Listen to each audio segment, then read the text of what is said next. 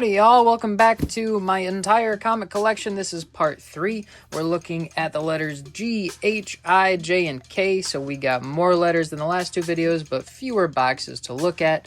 And we got some great stuff in here. I can't wait to share it with you. Getting right into it with G, we're going to see Gambit issue 1 that's signed by Lee Weeks. I just got him to sign that last fall, I think, at Motor City Comic Con. I didn't even realize that he had signed in the cards themselves. That's cool. Got that in a dollar bin. And Gamma Flight, this series I really didn't care about. Like, I only got 3 issues of it, and then I gave up. The Gargoyle, I don't think I've read this series yet. And I also have not bagged and boarded the first 2 issues. I just love these covers. It's great art. I haven't read any of the Defenders stuff that he's in yet either. I'm waiting until I collect the whole series. And then I've been collecting Geiger this whole time. I don't have the original series in here because I have a trade on my shelf, so I took it out of my boxes to save room. This is super cool. I love this issue. Got out of a dollar bin. Hit Fury was pretty good, but I didn't really collect more than 2 issues. I had to cut back. Save some money. Ghost Cage was great. Nick Dragotta. Love that art. And then I've got the first issue of Ghost Machine. You know it. I love this cover so much. Some Ghost Rider. I don't have much because it's kind of hard to find. But whenever I can find it for cheap, I grab it. Especially if it's got the Suicide Squad from Marvel 1979. That's great. I just like this cover a lot. That's a great cover too. And I've had this forever. Not a huge fan of GI Combat stuff, but you know, sometimes, especially when I was younger, I would grab it. I should take these out because I have all the trades now. Cool cover. I know that I only bought this because it's funny. I have, what is this? Issue 1, issue 2, issue 3, issue 4. There might only be 4 issues. Great, I haven't read it yet. Nat Rat, The Dark Gnat Returns. And then I've got All of Gods by Jonathan Hickman, a series that was kind of disappointing to me, honestly. I couldn't tell you what the resolution of this story was. And I would struggle to tell you about the setup of the plot. I think this is so cool. Look at that cover. It's awesome. This is one of my first comics from the 60s. I remember buying this probably out of the dollar bin at Stadium Cards and Comics when I was staying with my grandmother in Ypsilanti for a week or so during the summer. This was like the oldest comic I had at the time. I was so excited about it. It's got a big rip right in the middle there. But that's an artifact in my collection for sure. And then this later issue I got much later. I bought some Green Arrow comics when I was looking for issues with cool covers that I was going to cut off and put on my bedroom walls, which I did for a lot of issues. And every once in a while I realized that I wish I had one of those issues with the cover still intact. That's a good one. And that's a good one. Got that for $1 this year. I don't know what this is. Issue 101. That's a reprint. I was really excited when I bought that because I didn't realize it was a reprint. Steve Gibbons.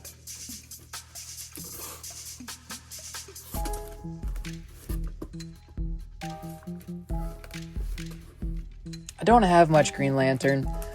I'm sure it's good. I just haven't gotten around to it yet.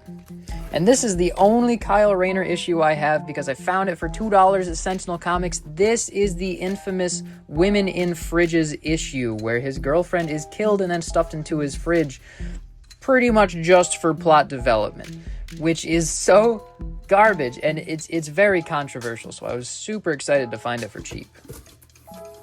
And then we get into Jeff Johns' Green Lantern, and I have most of this that I collected pretty much all at once, maybe a decade ago.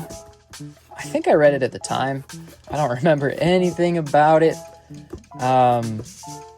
Like I said, I don't read much Green Lantern. He's just not one of my favorite characters. But heck, Jeff Johns is a great writer, so you know, I'm working on collecting his DC stuff. sort of slowly. Definitely meandering and taking my time. There's some other priorities I have, but loving his stuff right now with Ghost Machine definitely encourages me to check out some of his older DC stuff, even though I have a lot of catching up to do with DC. A lot of holes in my understanding. I don't remember anything about this. I have no idea what's going on in this series.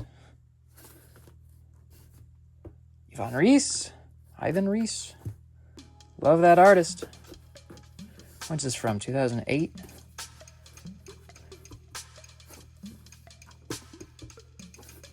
Yeah, so this is I've got some holes, but got most of it, which is pretty good for a DC series, heck.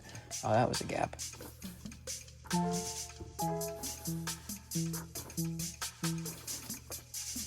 Come here. I think in this box I've got up through issue 50. There's number 50. And we get right back into it with 51 in the next box. 52. 53. 54 men. I killed 55 men. 56. That's a weird cover. 57. 58. Oh, 58? That was weird. I wonder why I have two copies. 59. 60. I have two copies of 60 as well. Are those different volumes? I don't know what's going on here. 61. 62. 63. Getting pretty close to New 52 now. Oh, no, careful. 67. I wonder if that's the last issue before New 52. And then I think I bought that one thinking it was part of the other series, not realizing it was... What is this? Oh, Green Lantern Corps. Not realizing it was New 52 volume. Like I said, I bought these forever ago. Don't remember them. And we got grommets. This is a recent series. I don't think I bagged and boarded it because, man, money was tight for a minute there. I think I had to even drop it because money was so tight. And then I've got some issues of Guardians of the Galaxy. Loved this series. I'm not normally a big fan of Bendis, but when he works with Steve McNiven, you know I'm going to buy it. And then right around here, I was feeling kind of bait and switched because McNiven wasn't drawing it anymore. And then who do we got? McGuire? Nice. From Justice League. And then it's Bocelli. I'm good with Bocelli. I like her work pretty well.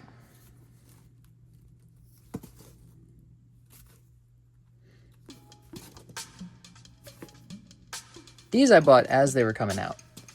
But I guess I got kind of bored with the series because I lost consistency. Maybe when they were coming out, I felt like I had to get rid of some titles and save money back then, too.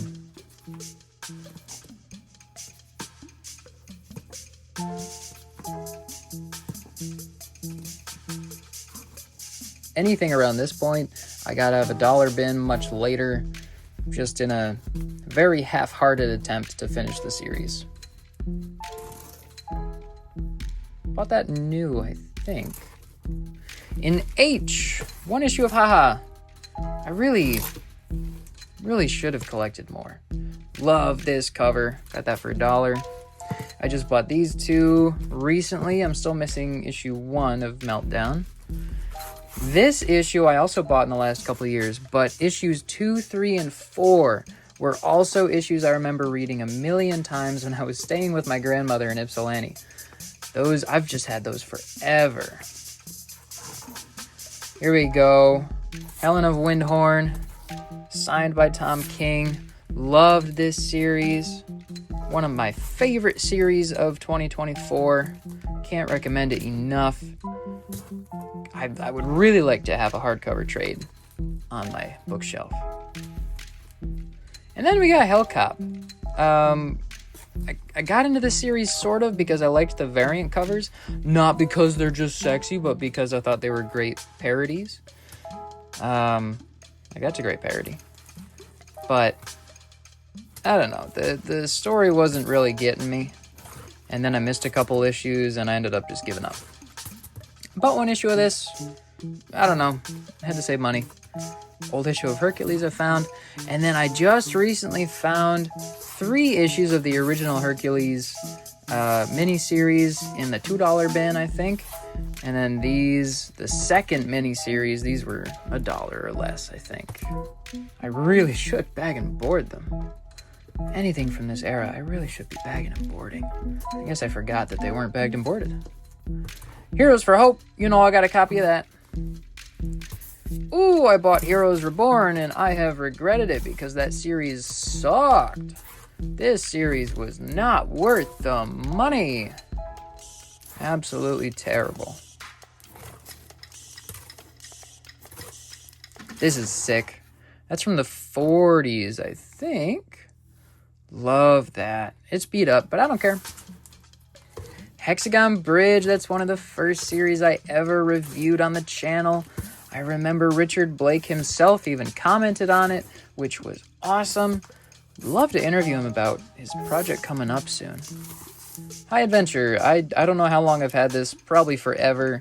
I love that it has a stamp on it, like a library stamp. Just bought that recently from Infinite Realities. House of Secrets, that's a great cover. And then I am terribly short on Howard the Duck issues. I mean, seriously, I've only got a couple. They're hard to find. That was new. And then issue 1 of the Red Hulk, I'm really looking forward to getting signed. I'm 99% sure I'm going to Motor City Comic Con in the next couple months, and he's going to be there. So if I go, I'm definitely bringing that one to get signed. I loved collecting this Red Hulk series. I love Ed McGuinness's art. I love Ian Churchill's art. Jeff Loeb is just a fantastic writer. And, you know, the series was clearly promotional for the movie that came out right around then. But it's great writing. And the first 10 issues I had in a hardcover that I bought when I was like 9. So that series is very influential to me. So I collected most of the rest of the series. I've got a couple holes here and there, but not too many.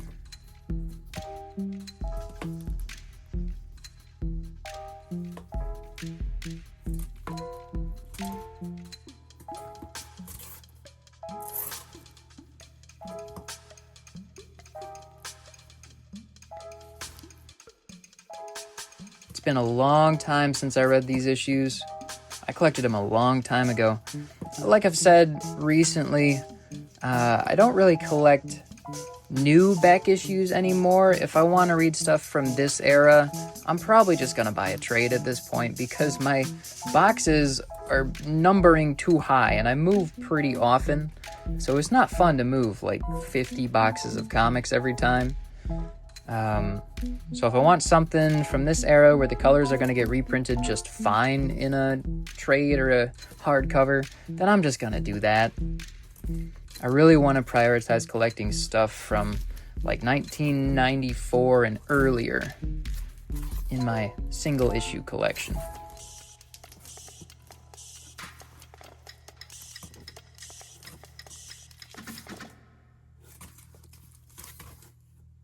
That's a great cover. I was really excited for these issues. What is it? Eaglesham? He's good. Eaglesham is a good artist.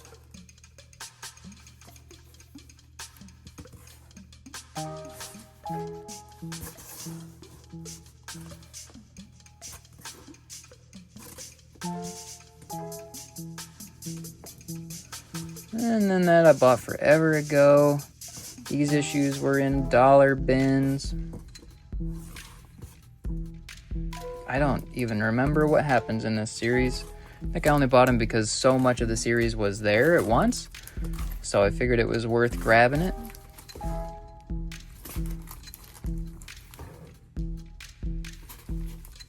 Human Fly. Woo! I've had that forever. I think I bought that at Lucky Haskins when they had their Dexter location in Michigan. Is that out of order? That might be out of order. Yeah, I don't remember anything about this. But you know what? Now that I think about it, I never really see these issues all that often. Humphrey. Heck yeah. I don't know why I have that. That was okay. And then we get to I. And the first thing I have under I is I Heart Soul Crusher, which actually surprised me and was pretty good. Moving on to box number 3, we start with a little bit of Ice Cream Man. Just a couple issues I bought because the covers were so good I couldn't say no to, but I really am holding out for a nice hardcover copy of that series. I Hate This Place was all right. You know, I collected the whole thing. I was buying this from Fun for All back in Michigan. It was fine. It was interesting. It was unique. Didn't blow me away, but it was worth collecting for sure. Very unique idea, I think. And then we have the illustrated story of great scientists. I had to have gotten that for $1. I have a little bit of Incognito. I really don't know what I'm doing when it comes to Incognito. I think this is a spin-off series or maybe a sequel series. Not the original thing. I don't know. I need to dig into the Incognito stuff. And then Jim Rugg's Grand Design for the Hulk. Love these. I love those.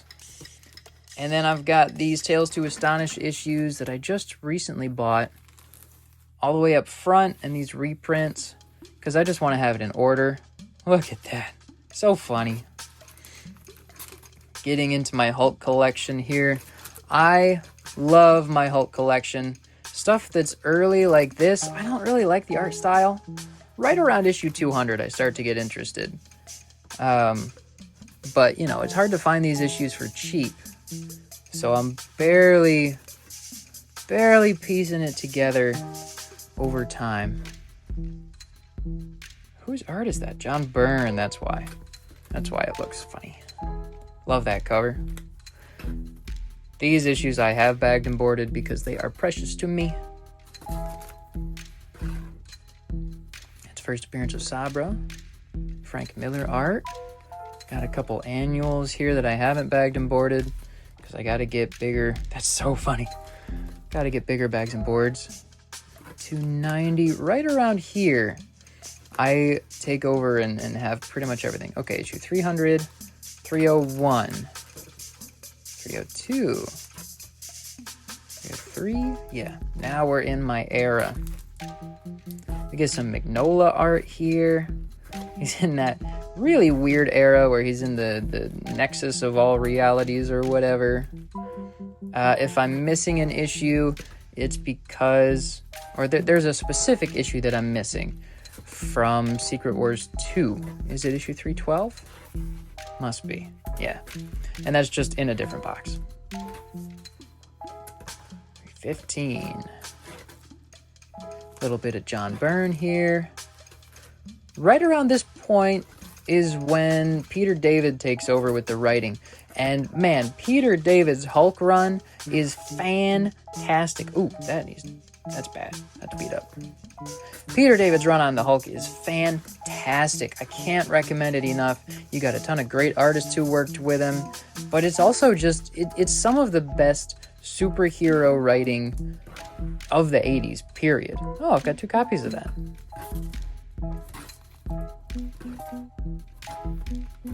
And then right around here was where Todd McFarlane takes over for a second. And the issues get stupid expensive. Yep, missing those first 2. I think those were Todd McFarlane. I'm not sure. 33, 34, 35, 36. And I've been collecting Hulk forever. One of the pride and joys of my collection. I love my Hulk collection. There's some McFarlane. Yep, okay, so that's 342, 339. Of course, I am missing issue 340 and 341 because, you know, like I've said, I'm getting these issues cheap. Almost all these issues I got out of a dollar bin. Maybe I paid $2 or $3 for them here and there. Like, it looks like I got this one from Mile High Comics when I was getting sick of having holes that were hard to find. But I'm not gonna, even if I found issue 340 for like $50, you know, it's a good deal, but I'm not gonna spend $50 on a single comic right now. It's just not a good idea.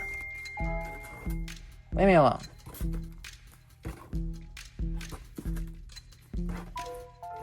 So I'm being patient. Back to my ambush predator philosophy. You know, someday I'll find it at a garage sale or something, and it'll taste so sweet knowing that I was patient and I waited.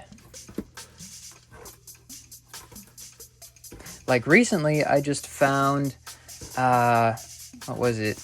The second issue of Walt Simonson's run on Thor. So the second appearance of Beta Ray Bill. An issue that I had such a hard time finding, but I recently bought it for 50 cents. And it felt great, guys. It felt really good to know that they are out there. I just got to be patient. Oh, man. And then we get into, who is this? Is this Keown? Or is it Frank? I think it's Dale Keown's art. Oh, Peter David and Dale Keown's Hulk is so good, guys. It's so good. He's a fantastic artist. He brings all the humor and cartoony bits, but also all the detail that Peter David is putting into his scripts. He brings it into the comic. It's so cohesive. It's such a great team. That's one of my favorite issues of all time. Man, I can't recommend this era of Hulk enough. Oh no, I stopped bagging and boarding them. I gotta remind myself, next time I buy bags and boards, I gotta come back to Hulk, because I want to have everything up through issue 400 bagged and boarded. For sure. That's a good issue. Oh, I gotta be so gentle. Because, you know, I don't care if I get them in bad condition, but as soon as I have them, I'm taking care of these things. I'm nurturing these sweet babies. Oh, don't crease the pages. Oh, I almost jammed it against another one. That's a great cover. That's a great cover. That one's all right. Cool. Oh, careful. You ever see somebody mishandling their comic books and you want to just, like, drop an anvil on their head? Like, don't you realize how fragile and how precious those are? Please. It's like watching your neighbor leave their dog outside 24/7 and never cleaning up after him. You just want to call Comic Protective Services on him. And then after 400, it's still good. We're just getting into the 90s to a point where I get kind of grossed out, because the 90s just, really did not like the 90s for comic books. I'm sorry. I know there's a lot of people who found their love for comic books in the 90s, but man, once you go 80s, you never go back. And here we are at box number 4, picking up right where we left off with the Incredible Hulk. Oops. Still Peter David. He kept writing for much longer than I have in my collection so far. Someday I'm going to collect all of it, but it gets to the point where I'd rather just have an omnibus where the colors are going to be reprinted just fine. That was a gift.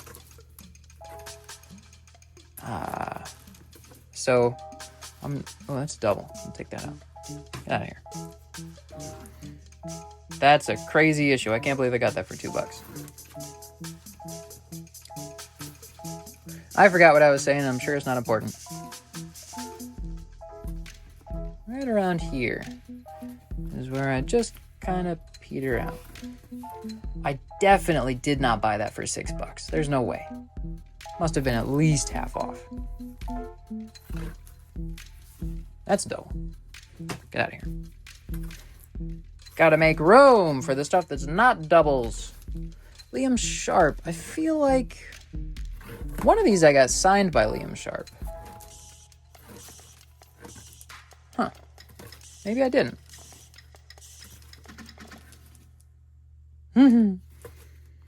Yeah, see, I just don't like the aesthetic of the 90s. Not into it.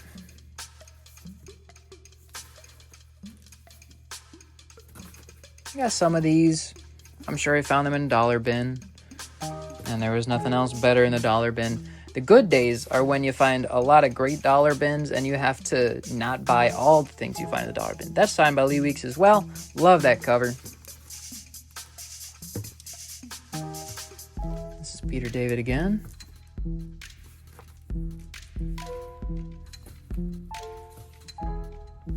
Great Frazetta homage. I think that's Peter David's signature. I didn't get him to sign it. I bought it like that. If it is signed by Peter David, that's pretty sick.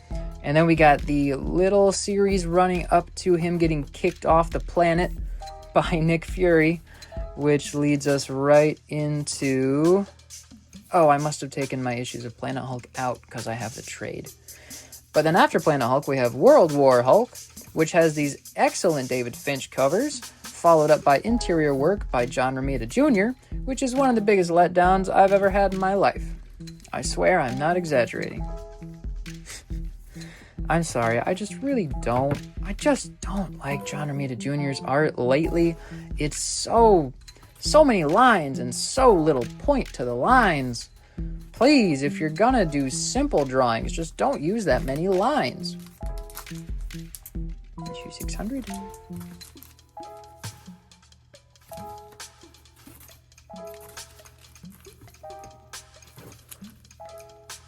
I think I got all of these out of the dollar bins at Time Travelers when I was on a Hulk kick.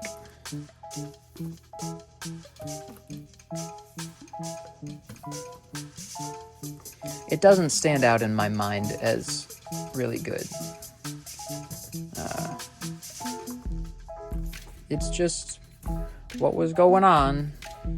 It's just the Hulk issues of the time.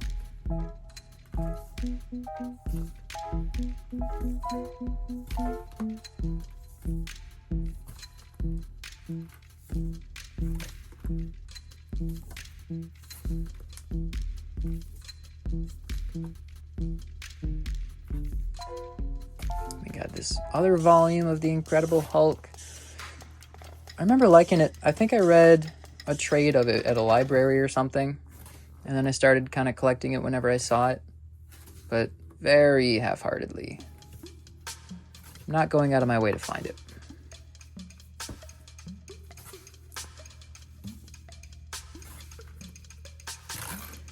Indestructible Hulk.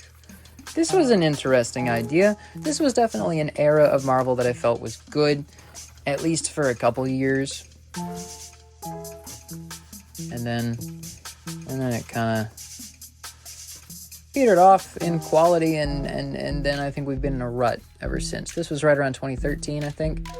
Things were okay in 2013, and then once you hit like 2014, 2015, I think it gets a lot harder to find good Marvel comics. I didn't realize this was Mark Waid, though. Maybe I should go back and read these again.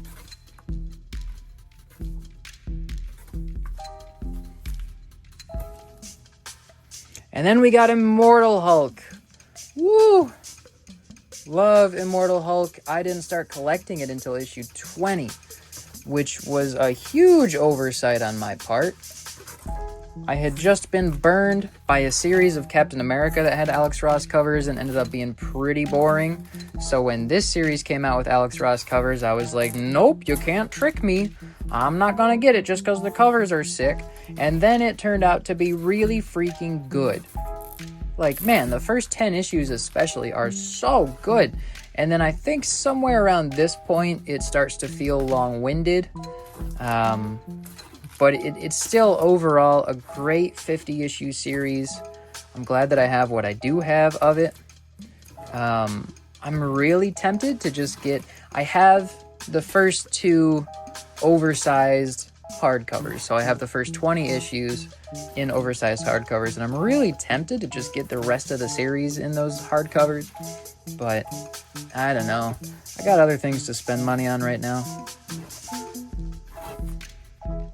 Man, Alex Ross is so good at what he does. It's crazy. Look at that. Amazing.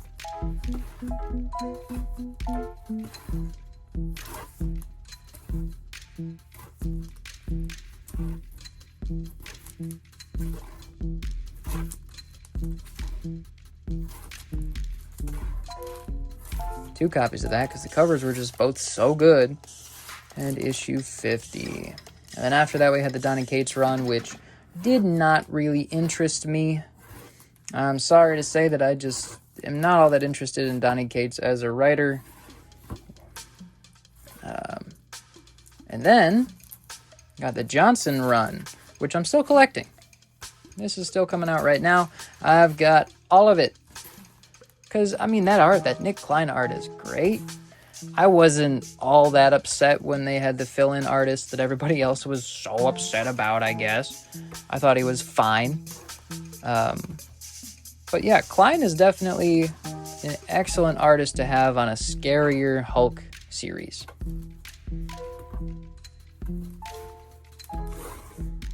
Indigo Children, I only got one issue. I've had this issue so long, I don't know where I got it. I've never seen any other issues of the series. It's okay. My only issue of Infinity Gauntlet, I don't remember where I got it, but I do remember it was a really good deal.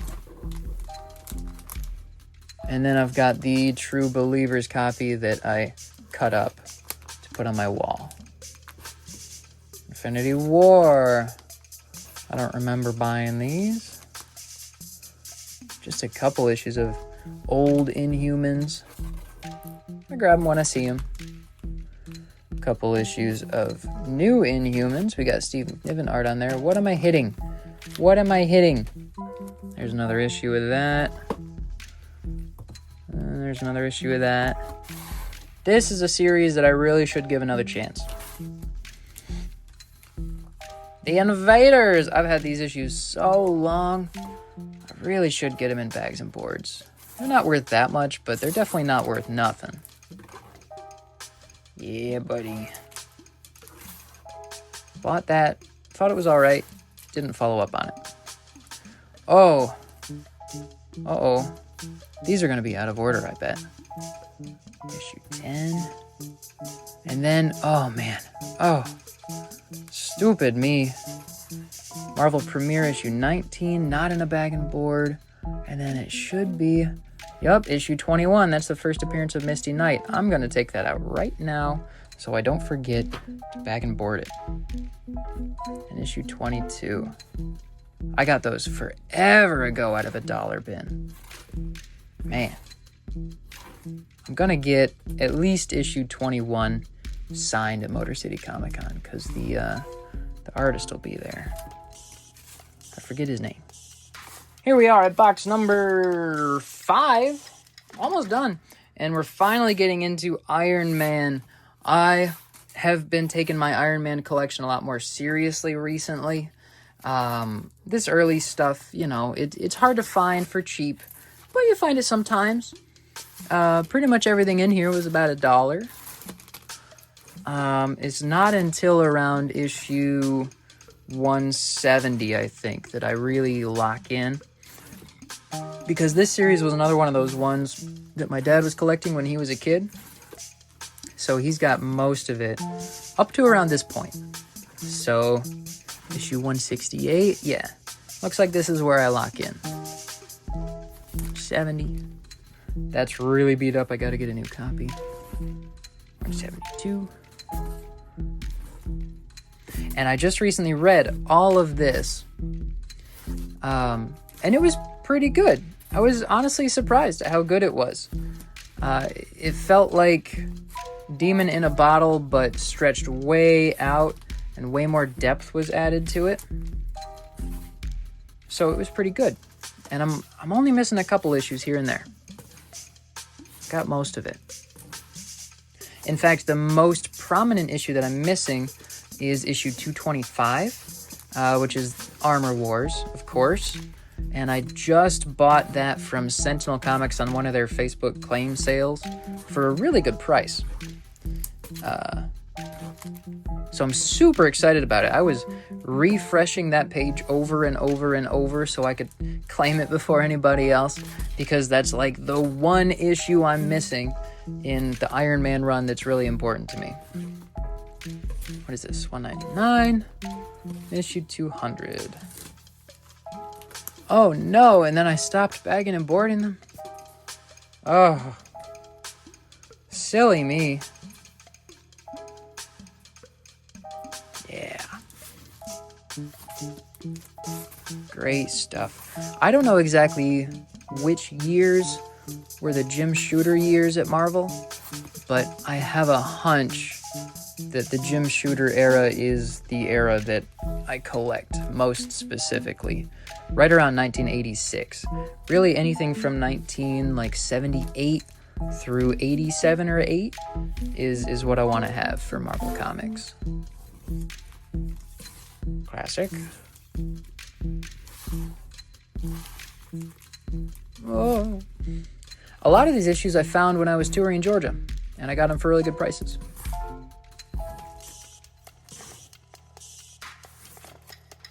I think Bob Layton is one of the definitive... I think that's the first appearance of the Ghost. Got it for $1. I think Bob Layton is one of the definitive Iron Man artists, for sure. 23, 24, and 26. Yeah, so 225 is in the mail, I believe. 8. Yeah, good stuff. 31. Barry Windsor Smith cover. I have 2 copies of it because I keep finding them for super cheap, and I feel like if that's not already worth something, that's got to be worth something eventually. 35.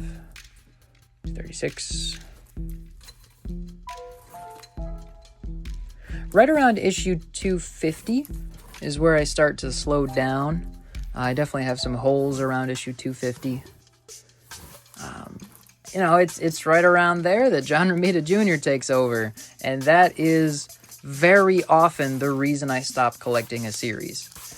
Like, that's what happened for Daredevil, that's what happened for Iron Man, that's what happened for X-Men. At issue 300, I just stopped. So there he is. John Romita Jr. That's a good issue. Come here. And he's not that bad. He was definitely way better at this point than he is now. I just bought that one recently. But still, just not fun to look at. These issues were good. I keep thinking I should collect more of them.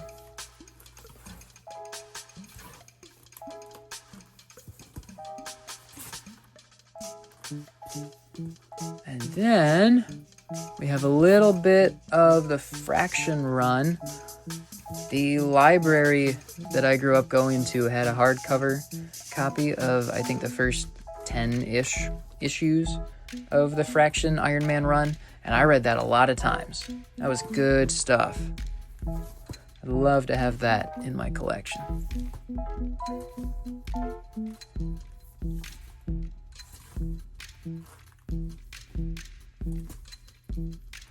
And then this series I collected as it came out.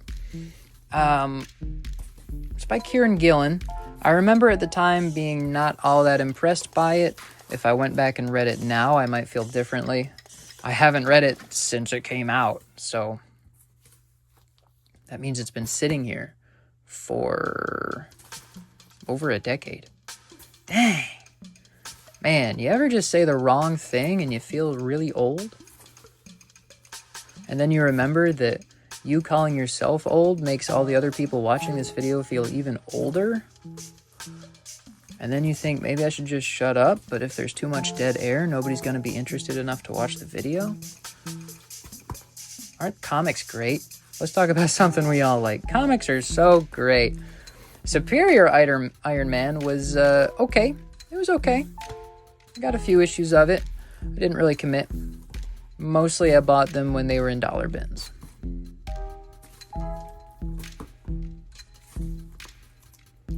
And then we get into... Oh, okay. We go straight to Cantwell's Iron Man, which has great Alex Ross covers. I collected all the way through as it was coming out. Cantwell is a pretty good writer. It was kind of slow paced. I feel like I just said in a review of his latest comic, Out of Alcatraz, I just said that I feel like every couple issues of this series felt like one episode of a Netflix show. It didn't feel like you were getting a full episode of story every issue. Not very satisfying, 22 pages. But I bet if I went back and read the whole thing, it would feel like a pretty solid, overarching narrative. And you can't beat these Alex Ross covers. Like, gee whiz. So good. I think he said that it takes him like 8 hours to make one of these, which is crazy because this dude is one of the greatest comic painters of all time, and he's cranking out like 5 of these things a week. Dude is nuts. Living legend. Issue 25, and then issue 1 of the follow-up series that I didn't care about. And moving on to box number 6, we got issue 1 of the most recent series that I also do not care about. And then after that, we have one of the coolest comics in my collection. Is This Tomorrow? America Under Communism. This was a gift from the Comic Signal, one of the greatest comic shops in Michigan. Highest rating out of all the shops there. This is so cool. A piece of history. I'm super excited to have it. Doesn't really fit in my box. I usually keep it in a safe. And then in J, that's a reprint or something. I don't know. Jack of Hearts, issue 1, 2, issue 3 is not bagged and boarded. Issue 4. This issue of Gem I've had forever. My grandma gave me that, I think. Oh, this was given to me. Somebody sent me this. Here we go. Jimmy Olsen. Cool. Issue 93. Jimmy Olsen, issue 103. I don't really remember buying these. That's so cool. Oh, man. When did I buy that? That's so cool. I do remember buying that one. Issue 58. These are out of order. This was also... I might have actually spent $10 on this because I bought it when I was so young, and it was one of the oldest comics I had at the time. I've been buying so many comics the past year or so, it's getting really hard to remember where I got them. Or even that I have some of them. Because, you know, when you go to over 100 comic shops in a year, you end up buying a lot of comics. This is under Jonah Hex. It probably should be under W. I love this cover. Look at him. He's like, ha ha, I poisoned the water hole. You're gonna die. That's so funny. Journey into Mystery. Jungle Action. And then we got Junkyard Joe. Yeah, buddy. I love Junkyard Joe. I would really like a Junkyard Joe statue or action figure. I just think it's so cool. Just married. Got that at Galactic Quest. Thought it was funny because of this dude's outfit. Look at that dude's outfit. What a turd. Justice. That's Jack Kirby. My oldest issue of Justice League. Probably $1. Anything I've got that's Justice League from the first volume is definitely $1 book. A bunch of these right here I just got for like 40 cents each at Urban Pop. They had a big sale.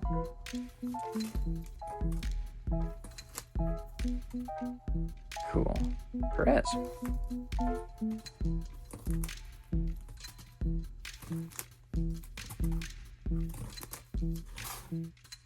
I don't remember buying that one.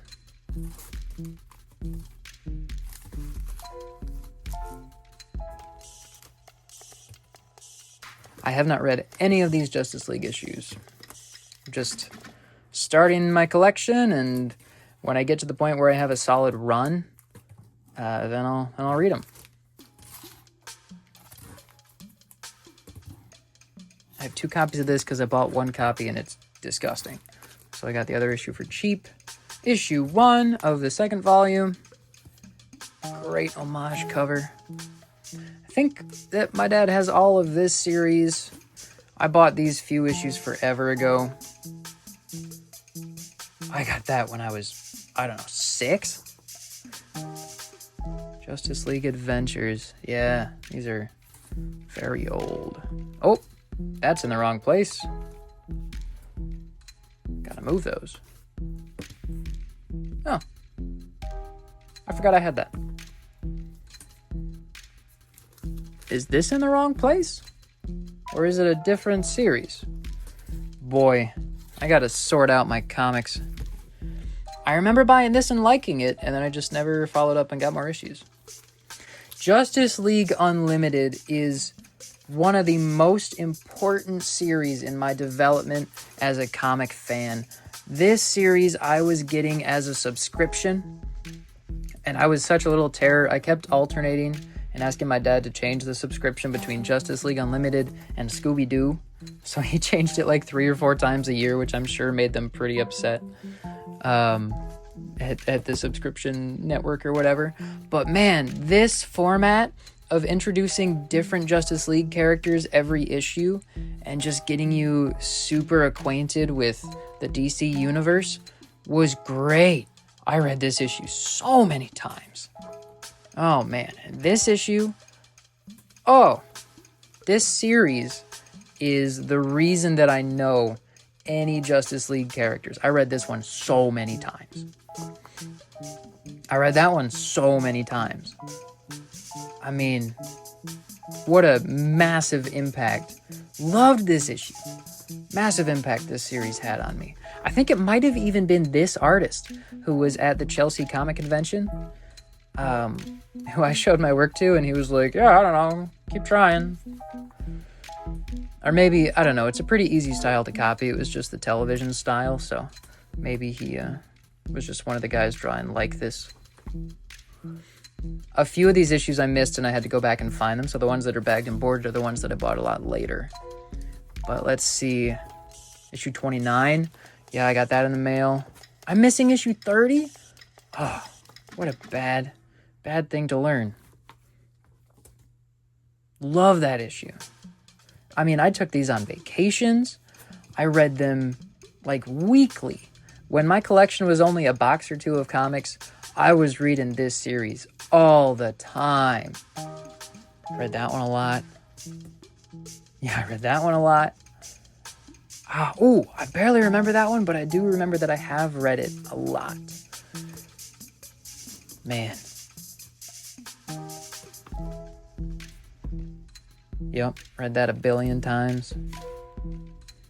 I don't really remember that one, but this one I read a billion times. Loved that series. I'm not going to read it now because it's clearly for children, but man, I'm going to treasure it forever.